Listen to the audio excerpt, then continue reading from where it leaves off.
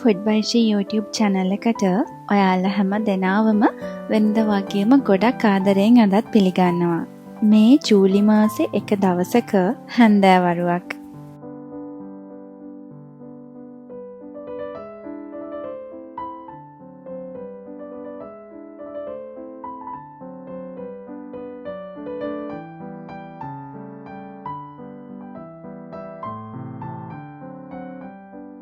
බලන්නකො මේ දන්න කෑම එකක් නේද තියෙන්නේ කියලා ඔයාලට. මේ තියෙන්නේ මස්කට්. මම හරි මාස කෑමක්. මේ අනිත් බෑග් එකේ නම් තියෙන්නේ දොඩොල්. හැබැයි දොඩොල් වලටත් වඩා මම ගොඩාක් මාස මස්කට් වලට. මේ කෑම දෙකම මට හම්බුනේ මගේ තාත්තගෙන්. මේවට මම ආසයි කියලා තාත්තා දන්න නිසා එයා ඉතින් මේ වගේ ಜಾති එවනවා. මට මේ ටික ලැබුණ ගමන්ම මම මේ ටික ෆ්‍රිජ් එකේ තියලයි තිබුණේ. ඒ නිසායි මේ දොඩොල් එක චුට්ටකට තෙල් මිදිලා වගේ සුදු පාටට තියෙන්නේ. මේ වගේ කෑම එකක් හම්බුනාම ඉක්මනටම කාලි ඉවර වෙන්නේ නැහනේ. ඒ නිසා මට මේ ටික ඔක්කොම එළියේ තියන්නේ නැතිව මට ඕනි වුණා මේකෙන් ටිකක් ෆ්‍රිජ් එකේ තියලා තියන්න. එතකොට මට පස්සේ කන්න ගන්න පුළුවන් නිසා. ඒ නිසා මම මේ දැන් කරන්නේ මේවා පොඩි පොඩි කෑලි වලට කපලා මේකෙන් කොටසක් ෆ්‍රිජ් එකෙන් එළියේ තියලා තියෙනවා. ඊට පස්සේ ඉතුරු ටික මම හිතාගෙන ඉන්නවා ෆ්‍රිජ් එකේ තියන්න. එතකොට මට අර එළියේ තියලා තියෙන ටික ඉවර වෙනකොට ෆ්‍රිජ් එකේ තියෙන ටිකෙන් අරගෙන ආයෙම එළියේ තියන්න පුළුවන් නිසා ටිකක්. එහෙම නැති වුණොත් මේ ටික සවුත්තු වෙන්න බලනවා. මොකද මට එහෙම එකපාරක් වුණා. තාත්තගෙන් හරි වෙන කාගෙන් හරි මේ වගේ කැම જાති ලැබුණා. මම කැමති නෑ මේ කෑම අපත යවන්න. ඉතින් ඒ නිසායි මම හිතුවේ මේ විදියට කරන්න ඕනි කියලා.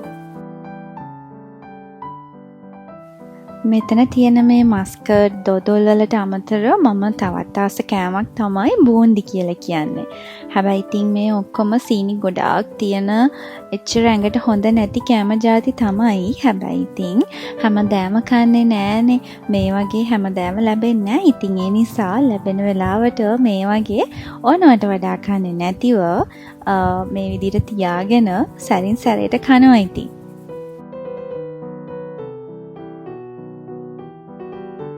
මම දැන් වෙද්දී ඇත්තටම සීනි පාවිච්චි කරන එක ගොඩාක් අඩු කරලා තියෙන්නේ. මම තේ බොන්න ආස කෙනෙක්නේ. මම ගොඩාක් තේ බොන්න ආස කෙනෙක්. මම හිතන්නේ මං දවසට 3 පාරක් වරද්දන්නේ නැතිවම තේ එකක් බොනවා.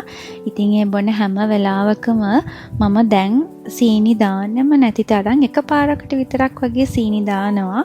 එහෙම නැතිව මම තේ බොන හැම වෙලාවෙම නම් සීනි එකතු කරන්නේ නෑ තේ එකට. මොකද ඇත්තටම සීනි කියන්නේ ඇඟට හොඳ නැති කෑමක්. අපි වයසට යනකොට කොහොමත් අපි මේ දේවල් ගැන ගොඩක් සැලකිලිමත් වෙන්න ඕනේ ඉතින්. විශේෂයෙන්ම මේ වගේ මොන හරි කෑමක් තියෙනවා නම් තේ බොන වෙලාවට කොහොමත්ම මම නම් සීනි දාන්නේ නෑ තේ එකට. මේ මස්කට් ටික දොඩොල් ටික ඔක්කොම මම ෆ්‍රිජ් එකේ තියලා තිබුණ නිසා ගොඩක් හයි වෙලා තිබුණේ. මම ෆ්‍රිජ් එකෙන් ගත්ත ගමම මේ ටික කපන්න ගත්තනේ. ඒ නිසායි මම අර අමාරුවෙන් මේක කපා ගත්තේ. කොහොම හරි දැන් ඔන්න කපලා ඉවරයි. දැන් මම මේක දාලා තියන කන්ටේනර්ස් දෙකක් හොයන ගමන් තමයි ඉන්නේ.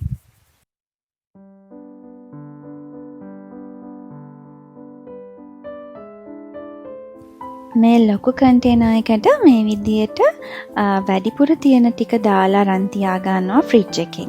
ඊට පස්සේ මම අර පොඩි කන්ටේනර් එකට ටිකක් දාලා වෙනම තියා ගන්නවා ඒ වෙලාවට අරගෙන කන්න. මොකද මේවා කූල් පිටින් කෑවම ඇත්තටම රස නැහැ. මේක කූල් නැති තරමට තමයි මේවා ඇත්තටම රස. ඒ නිසායි මම මේ විදියට වෙන් කළේ.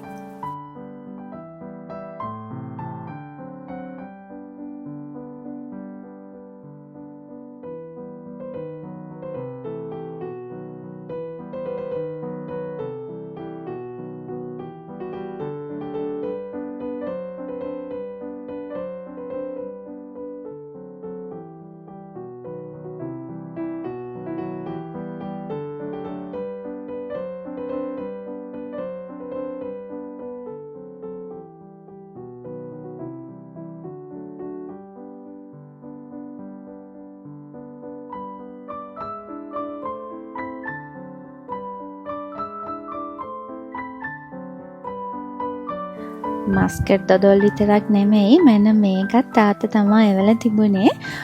මේක දැන් මම මෙහෙම කපලා අරගන්නයි හදන්නේ. කපන්න කලින් මේ විදියට මේ පිහියට තෙල් ටිකක් ගාගෙනම කපන්නයි මේ ලෑස්ති වෙන්නේ. ඇත්තටම මේ විදියට මේ වරක එකක් කපන පළවෙනි පාර මේ මම. අද හස්බන්ඩ් ගෙදර නැහැ. ඉතින් මම ඒත් මේ වැඩේ කරන්න ගත්තා. මට කරන්න තියෙන ආසාවට එයා හිටියනම් එයා කරන වැඩක් තමයි මේ මම දැන් මේ කරන්නේ. මේකේ තෙල් ටිකක් ගෑවේ නැති වුණා ඉතින් එහෙම මේක අද කපන්න වෙන්නේ නෑ මට මේ ඔක්කොම ඇලෙන්න ගන්නවා. ඉතින් ඒ නිසා මම මේ විදියට කපන්න කලින් මේ පිහියේ ඒ වගේම අතෙත් පොල් තෙල් ටිකක් ගාගෙන තමයි මේ වැඩේ පටන් ගත්තේ.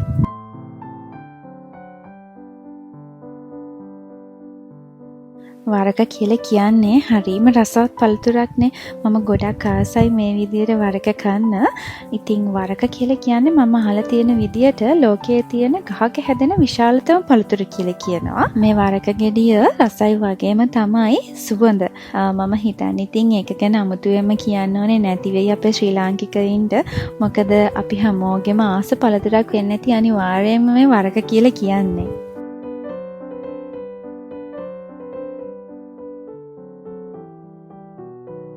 මේ වරකා රසවත් වගේම මේකේ විටමින් C, ෆයිබර්, ඒ වගේම පොටෑසියම් වගේ දේවල් අන්තර්ගත වෙන නිසා ගොඩක් ගුණයි කියනවා. කොස් ගහක් කියලා කියන්නේ ඇත්තටම කොච්චර වටින දෙයක්ද. මොකද අපිට මේකෙන් පොලස් කන්න පුළුවන්. එහෙමත් නැත්නම් තව ටිකක් එක ලොකු වුණාම කොස් කන්න පුළුවන්. කොස් අපි එක එක විදියට කනවා. කොස් තම්බල කනවා රසට පොල් එහෙම මිරිස් එහෙම දාලා කන්න පුළුවන්. එහෙමත් නැත්නම් කිරි කොස් හදලා කන්න පුළුවන්. ඊට පස්සේ එහෙමත් නැත්නම් ඒක හොඳට ඉදුනම මේ විදියට වරක විදියට පළතුරක් විදියට කන්න පුළුවන්. ඉතින් මේකට ඇත්තටම ඒ කාලේ අපේ මුතුන් මිත්තන් කියනවනේ බත් ගහ කියලා. මට අද හම්බුනේ මුළු වරක ගෙඩියම නෙමෙයි.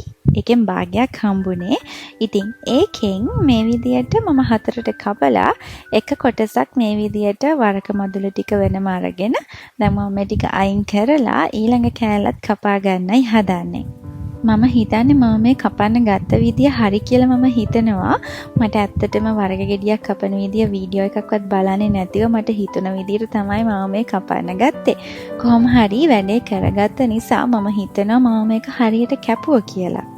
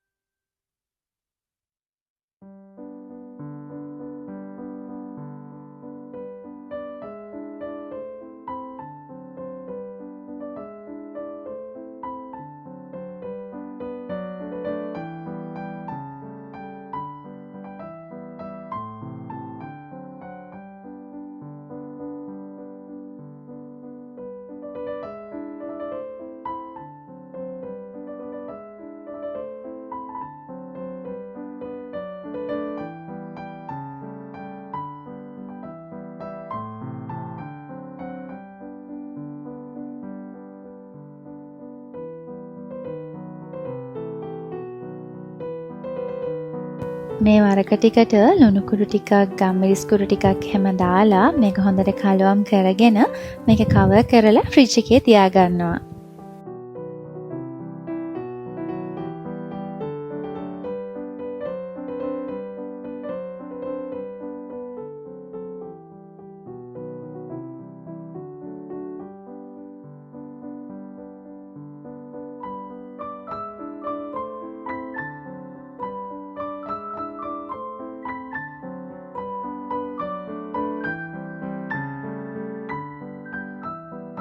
ඒ වැඩෙත් ඉවර වෙලා මම ඊට පස්සේ නිදහසේ මගේ හවස තේක බොන්න තමයි මේ ලෑස්ති වෙන්නේ. අද තියනවා සීනි නැති කිරි තේ එකක් එක්ක මස්කට්.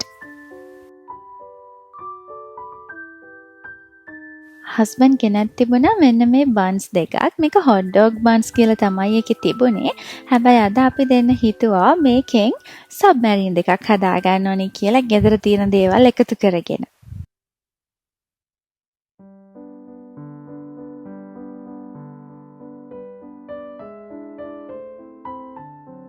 මේ විදියට මේ බන්ස් දෙක කපලා මේකේ මාගරින් ටිකක් ගාලා තව ලුණු කුඩු චුට්ටක් ගම්මිරිස් කුඩු චුට්ටක් එහෙම දාලා මේකට මේක පෑන් එකේ ටෝස්ට් කරලා අරගන්නවා මුලින්ම.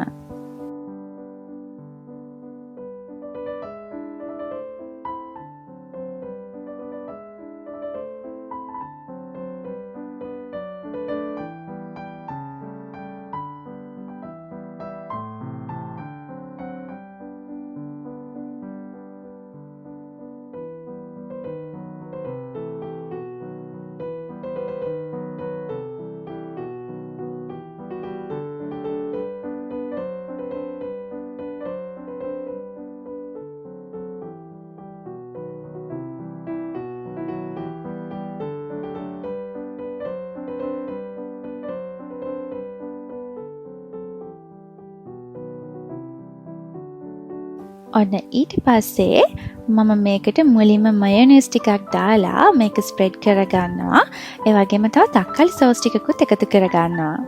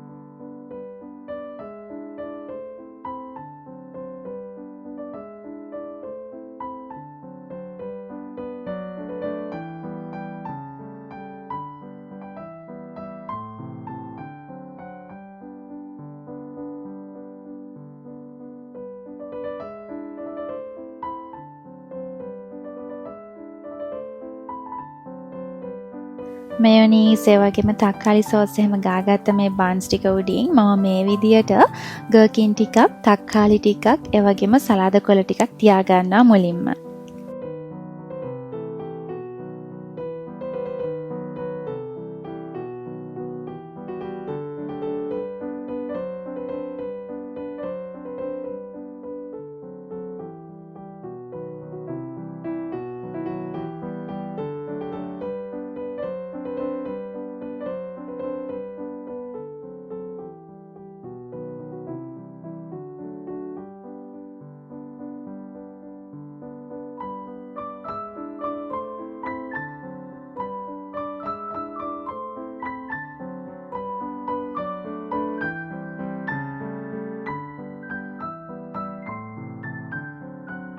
සලාද කොලත් තියලා චීස් එහෙම දාලා හදාගත්ත ඔම්ලට් එකකුත් තියාගන්නවා මේක උඩින්.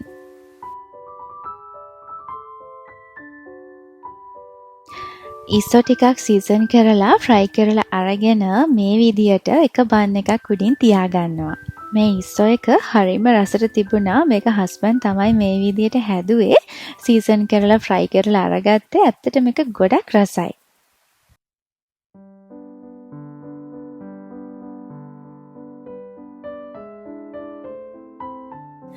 leftover beef දෙවල් එකක් තිබුණා. ඉතින් මම හිතුවා අනිත් බන් එකට ඒක තියාගන්න.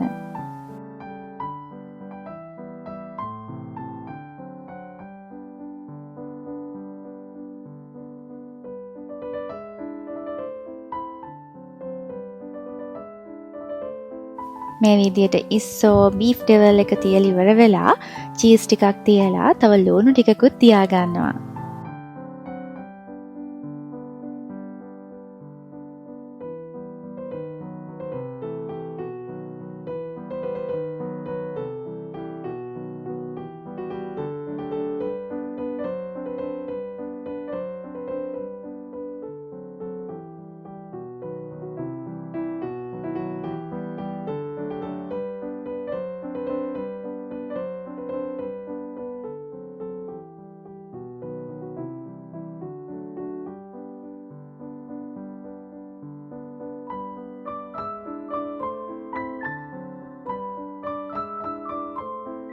අර කලින් තියාගත්ත ඔම්ලට් එකේ තව කෑලි දෙකක් ඉතුරු වුණා. ඉතින් ඒකත් මේ විදියට ලුණු ටික උඩින් තියලා මේක කවර් කරලා මේ විදියට එදා රෑ කෑම ලේසියෙන්ම හදාගත්තා.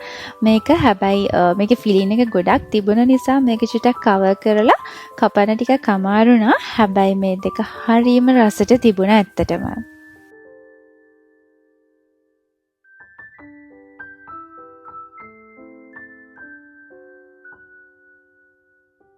ජූලි මාසෙක දවසක හවස් වරුවක ඉඳලා රෑ වෙනකන් මගේ වෙලාව කුසියේ ගත වුණ විදිය තමයි මම මේ ඔයාලට අරගෙන ආවේ. ඉතින් මම හිතනවා ඔයාලා මේ වීඩියෝ එකටත් අනිත් වීඩියෝස් වලට වගේම ගොඩක් කැමති වෙන්න ඇති, ගොඩක් ආසාවෙන් බලන්න ඇති කියලා. ඉතින් මගේ වීඩියෝස් බලනවට ඔයාලට ගොඩාක් ස්තුතියි. එහෙනම් මම ඉක්මනටම ආයෙමත් ලස්සන vlog එකක් අලුතින් අරගෙන එන්නම්.